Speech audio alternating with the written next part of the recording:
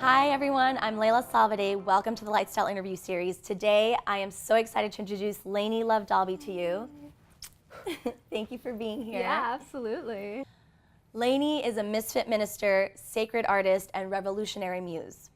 So welcome. I'm so excited to have you here. I'm so excited to be here.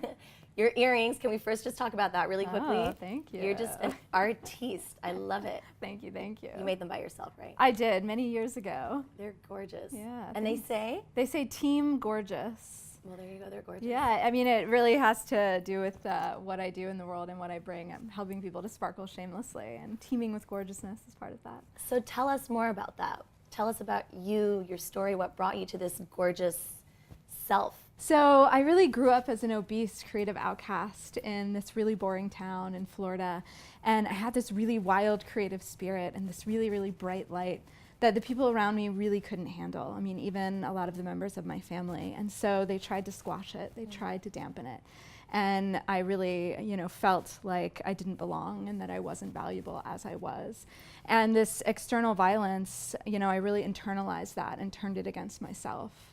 And over the course of my life, I gained and lost over 1,300 pounds through yo-yo dieting and disordered eating. And I really, there was a lot of self-hatred and a lot of emotions that were really very hard to move through.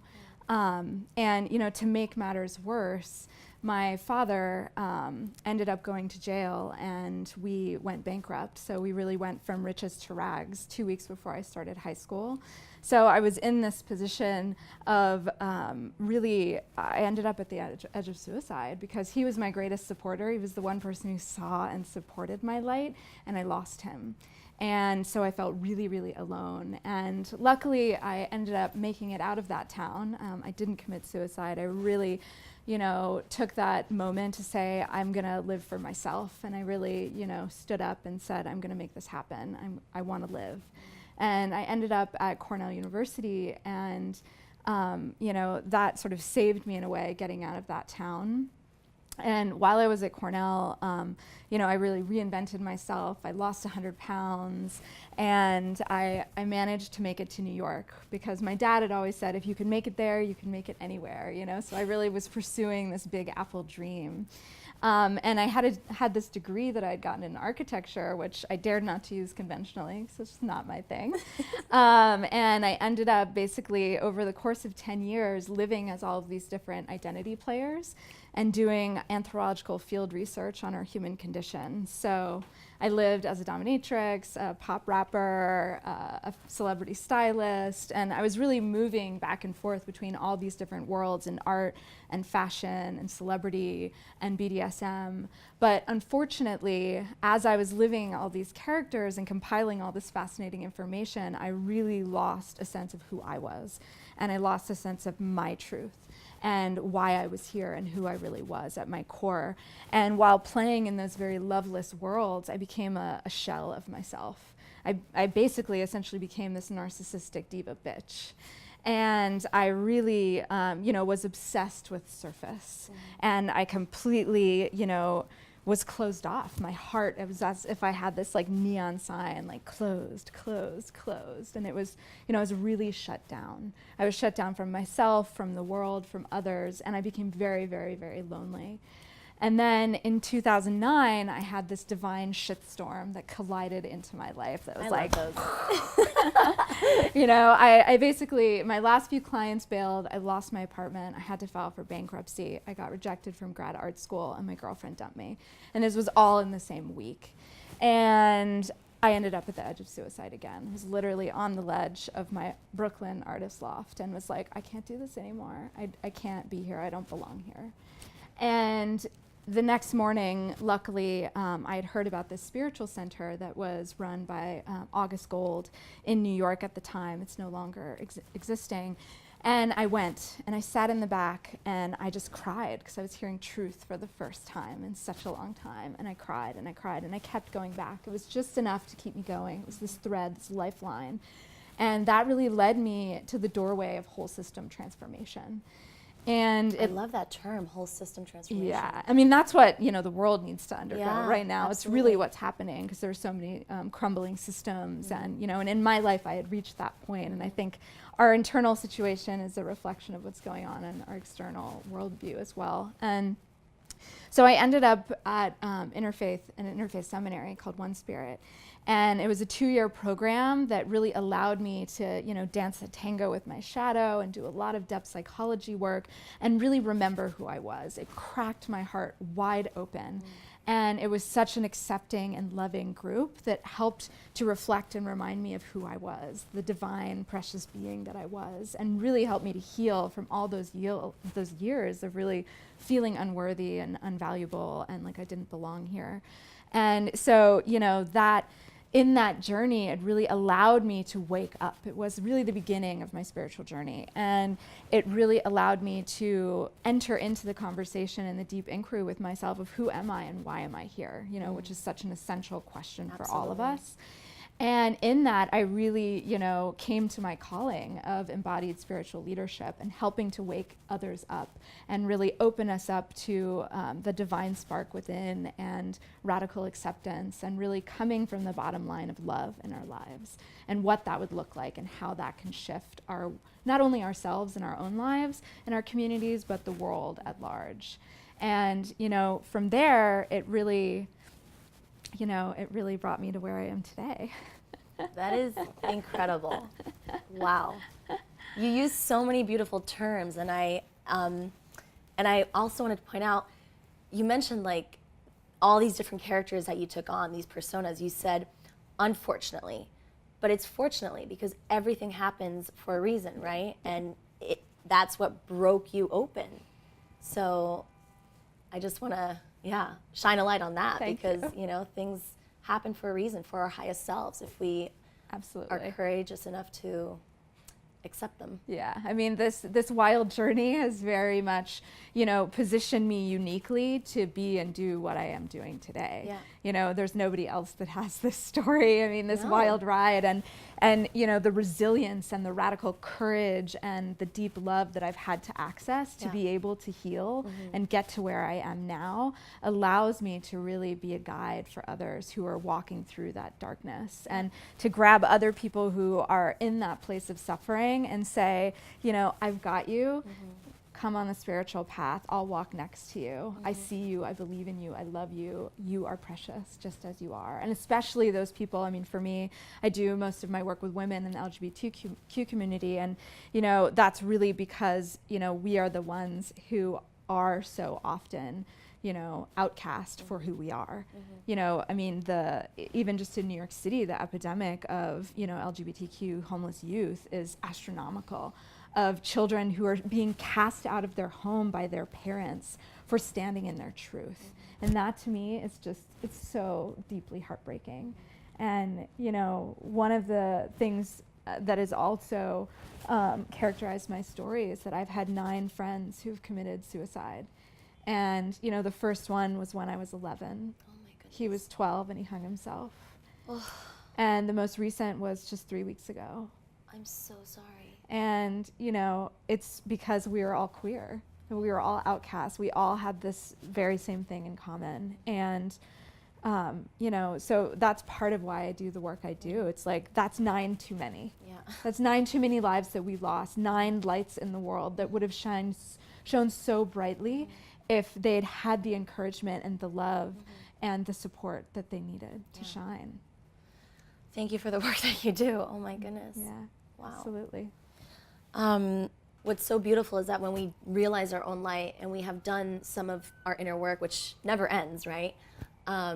We become these lighthouses and we become the standing lights. Yeah, and I mean, that's the work that I do as well, helping people to sparkle shamelessly, which is why I was so excited to be here today with you, because there's such an alignment and mission and purpose. And, when we step onto the spiritual path, when we do personal and spiritual development, I mean, it's an imperative in our world today. Absolutely. It's not actually, some sort of fluffy thing. I mean, it's really an imperative that we all step into this journey, regardless of what you believe in, it's not not about religion. It's not about any of those things. It's really about bringing out your deepest gifts to help meet the world's deepest needs, because we are all needed right now. You know, we are at such a pivotal point in human history. Systems are crumbling. The dis-ease of separation is mounting. There are so many people who are dying and suffering unnecessarily. And we are all needed at this time to really step up into our light, into our gifts. You know, it's time that we come out and we flood the house of humanity with light to keep the darkness from entering.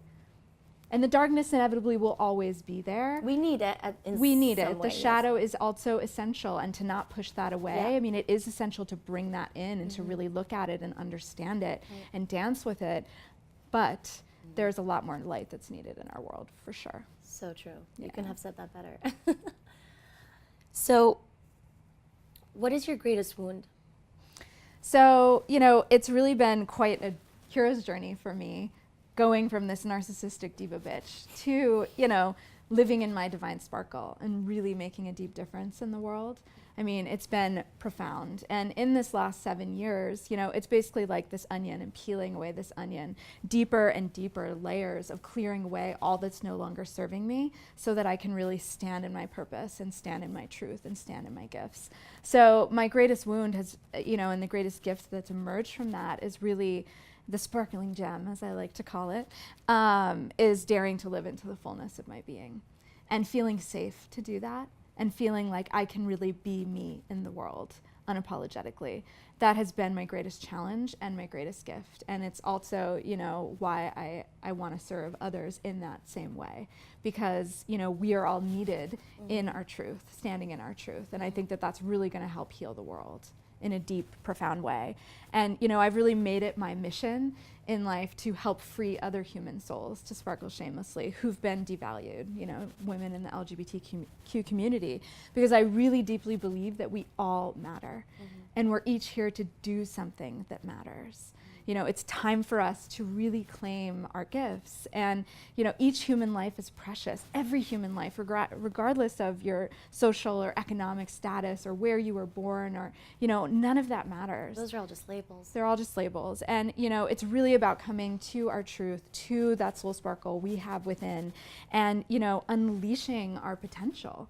You know, that's why we're here, and that's why I really do what I do, clearing away any of those ideas or systems or, you know, ways of being that aren't serving us and that ultimate creativity and soul sparkle that we have within us. I love it. Yeah. Who would you say is your light hero? So my light hero is absolutely RuPaul. And, you know, she has been such an inspiration to me for so long because I have a lot of dear friends. So RuPaul is a drag queen, an American actor, and a musician. She started RuPaul's Drag Race. It's now went into the 7th season. It's one of my favorite shows. I eventually want to be a judge on Drag Race. I hope you're listening.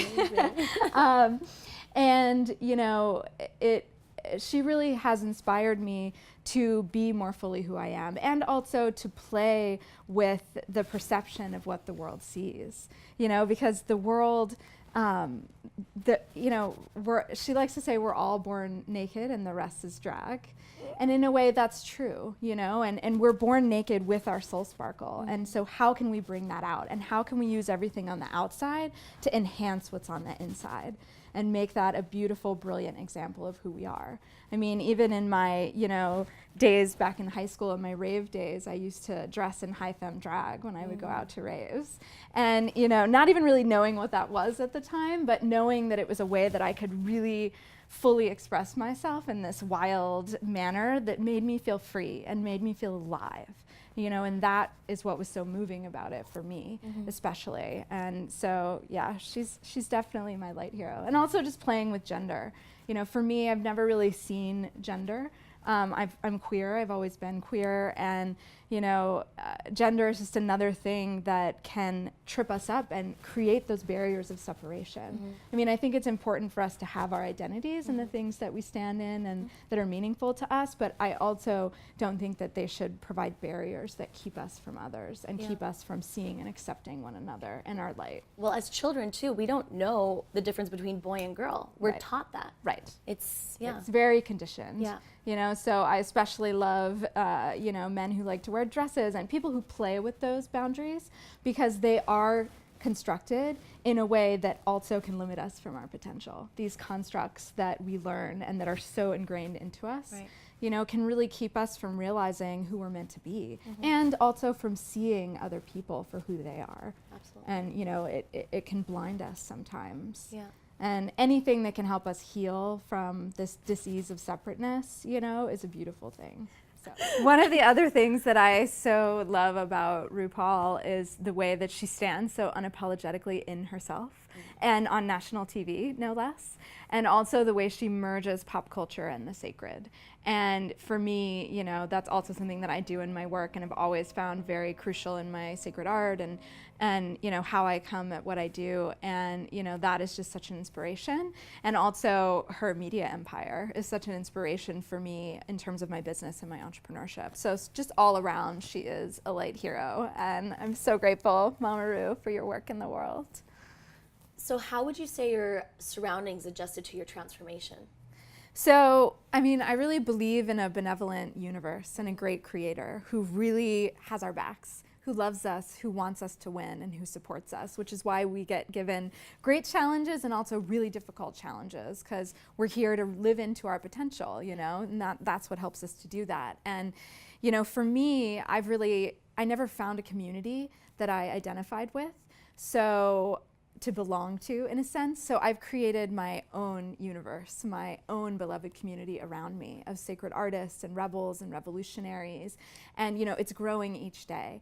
And for me, the surroundings, when you stand in your light, you become a magnet for more light. You become a magnet for what it is that you need to move forward into your soul's path.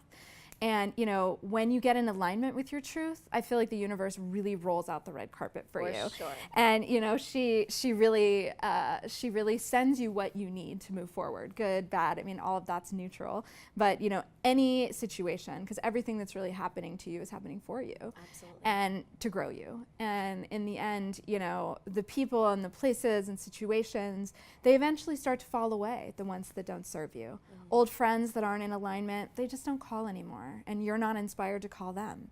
It's like, and those things, there is some grieving and there is some loss, and it is important to process those things, but also know that everything that's coming towards you is helping to grow you. And, so that's really how my surroundings have adjusted. It's this sort of natural evolution and revolution, And the art of letting go. Yeah. And I believe, the revolutionary muse and the title, the R is in parentheses, because for me it's about revolution and evolution. And I believe that when we're engaging in our own personal evolution, it also helps to influence, it really equals societal revolution. Because each person who wakes up, each person who starts to raise their consciousness, it affects the whole vibration of everyone on our planet. 100%. Yeah, it's on a bigger scale. Well, there's an actual word for that.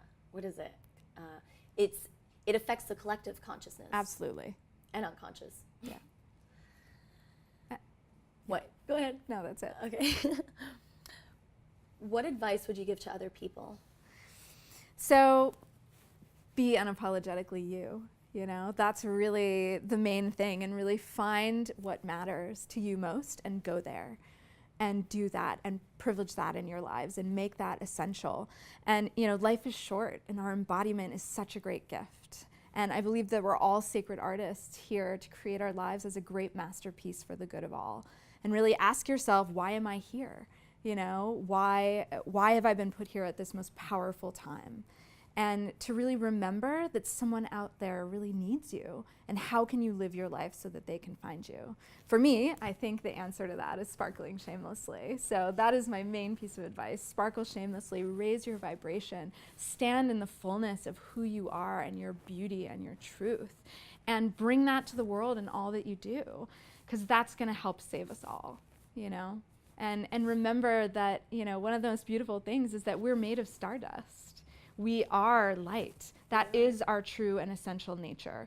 And, you know, what can we do to clear away any of the debris that's keeping that light from shining fully? And what can we do to heal so that we can help the world heal? Because really, in the end, it's all about the collective. It's all about coming back and understanding our oneness, our human family. And, you know, for anybody out there who has really felt that they don't belong, that they felt unlovable, or that they haven't truly been valued, you know, I just want to say that I love you and that you're precious and that your life is a deep, deep gift. And I want to thank you for being here and being the brilliant light that you are. And, you know that there is a beloved community waiting with open arms to hold you and to honor you and to really see you for who you are. And just know that we're here. And also, I would love to offer everyone here my free Soul Sparkle starter kit. Yes, tell us about it. Yeah, it's actually a 13-day experiential journey to help you really claim your worth in the world and to really start practicing radical self-acceptance and to really have the courage and gain the courage to be you in the world. I love the way you express yourself. I mean, you're such a light, and I deeply honor you. Thank you so much. So I noticed you're holding this beautiful rose quartz crystal, and I love crystal magic. So can you please share a little bit about it? Yeah, absolutely. So this is a rose quartz heart, and rose quartz has one of the highest vibrations of love. And for me, it's bringing in the earth element. And that's so important for me when I'm speaking, especially even though we're just, you know, sitting here having a conversation and hanging out. It's really a grounding element for me because I tend to live up in the visionary space. I live in the higher chakras, a deeply open channel for the divine, and you know that is a part of my gifts, and I really privilege that. And it can also be destabilizing for me, and it also I can also have trouble grounding and staying here on earth and being here, which is why, you know, being a spiritually sensitive individual, and I never knew when I was a child, it was one of the reasons that I had such a difficult time feeling like I belonged here. You know, it's one of the things that characterizes spiritually sensitive individuals, also being authentic, you know. It's a pattern of wearing masks to protect yourself, which I did. And so bringing in this earth element also is really important for me because, as you can maybe see or not, we're really high up in the air right now. We're actually in the visionary space in this moment. And, you know, I definitely, before we began, you know, connected my energetic tendrils into Mother Earth, and this crystal is another way to help ground me. And it's also just deeply healing, the energy of it. And for me, it is still scary to be out in the world as myself. You know, I have a lot of trauma around that, a lot of very, you know, that is my deepest wound, and there is still healing going on in that process. And I also know that it's time for me to be out in front of the camera, for me to be out in the world, for me to be speaking my truth.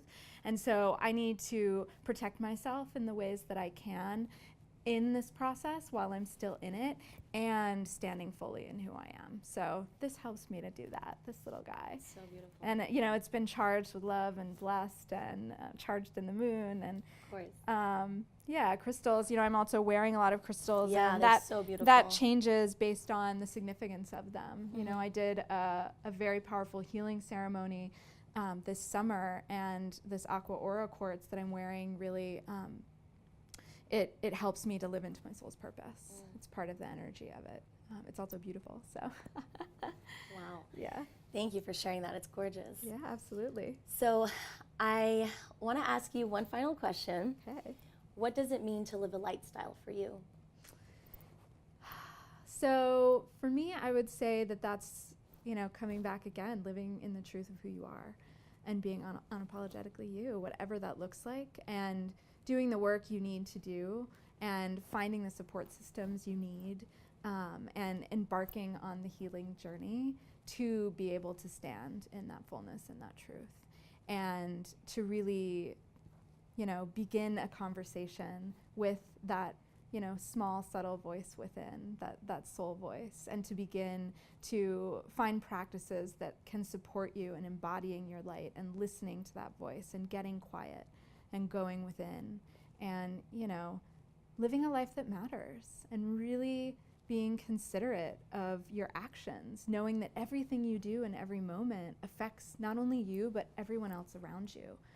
We in our actions here in this moment can affect something going on the other side of the globe. And butterfly effect. Yeah, it's just to really remember that and, to do whatever you can to move towards your wholeness and your brilliance and giving that as a great gift to all of us, and really flooding the house of humanity with light. That's why we're here. And I think with that and when we all do that we will be able to help usher humanity into the next century and beyond with grace and ease and deep healing. I mean, the world itself is evolving and, it's a revolutionary act that we all have the opportunity to participate in. So why wouldn't we? Why wouldn't we want to stand up and say, okay, I have these deep gifts. I see these deep needs in the world. Let me see what I can do to bridge that and to really stand up and sparkle shamelessly. You're incredible, Lainie. Oh, so are you. Thank you so much. Thank you so much. It's been such an honor having you and speaking with you. Absolutely. And I can't wait to see you shine even brighter, if that's even possible. Amen, sister. You too. Ow. Thank and you. all of you. Yes. We're watching and we love you. Mwah.